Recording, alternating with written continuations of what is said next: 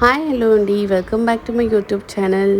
So ఈరోజు మేము చేసుకుందాం గుత్తి వంకాయ కూర.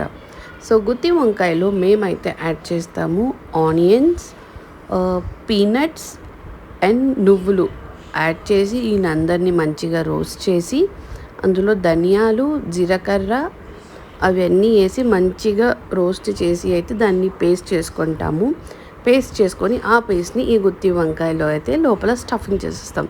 స్టఫింగ్ చేశాక దీన్ని అయితే ఇలా అయితే నేను మంచిగా ఫ్రై చేసేస్తానండి. ముందు ఇలా వంకాయలన్నీ ఇలా ప్లేస్ చేసేసుకున్న దాని మీద సాల్ట్ వేసేసి మూత పెట్టేసి అయితే అది మగ్గేదాకా అయితే మంచిగా దాన్ని అయితే కుక్ చేసుకుంటా.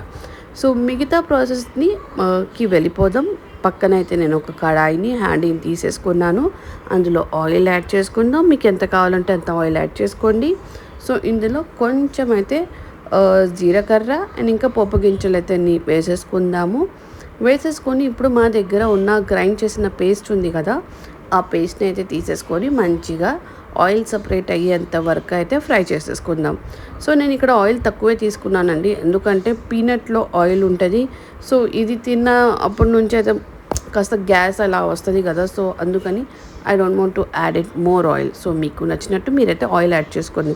సో ఇది చూసుకున్నారు కదా, దీన్ని అయితే మంచిగా కలర్ వచ్చేసింది అండ్ ఆయిల్ కూడా మంచిగా సపరేట్ అయిపోయింది.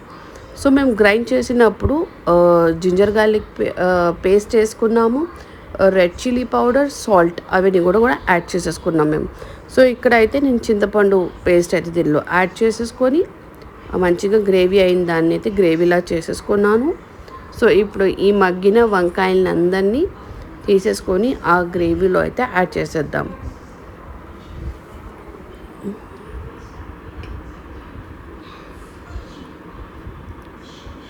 సో ఇలా తిప్పుకుంటూ అయితే ఫ్రై చేసేసుకుందాము. సో ఇలా నేనైతే చింతపండుని ఇలా నానబెట్టేసి దాన్ని అయితే మంచిగా దాంట్లో ఉన్న పల్ప్ మొత్తాన్ని అయితే తీసేసుకున్నాను. సో ఆ పల్ప్ని ఇందులో యాడ్ చేసేసుకుందాం. సో ఇప్పుడు దీన్ని తగ్గట్టు సాల్ట్, రెడ్ చిల్లీ పౌడర్స్ మీకు కావాలనుకుంటే మీరు యాడ్ చేసుకోవచ్చు.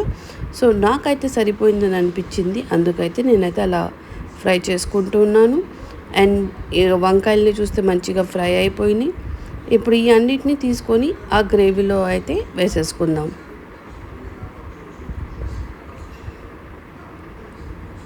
ఫ్రై చేసినప్పుడు ఇలా ఒక ఫోక్తో అయినా నైఫ్తో అయినా మీరు చూసుకోండి, ఎందుకంటే అది మగ్గకపోతే అయితే మంచిగా ఉండదు, కాస్త టేస్ట్ ఇదిలా ఉంటుంది.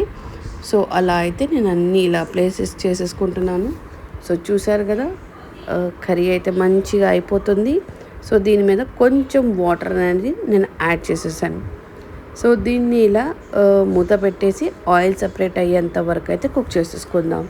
సో ఇది అయితే నేను అండ్ మా మదర్ అయితే ఇలా చేస్తామండి. సో మీరు ఎలా చేస్తారు? మీరు ఇంకా ఏమైనా యాడ్ చేస్తారా? ఏమైనా డిఫరెంట్గా చేస్తారా? సో అదైతే మీరు నాకు కమెంట్ పెట్టండి. సో నేను అలా మీలాగా చేయడానికి ట్రై చేస్తాను. సో ఇదైతే మా ఇంటి గుత్తి వంకాయ recipe. Hope you like it. To like, share and subscribe.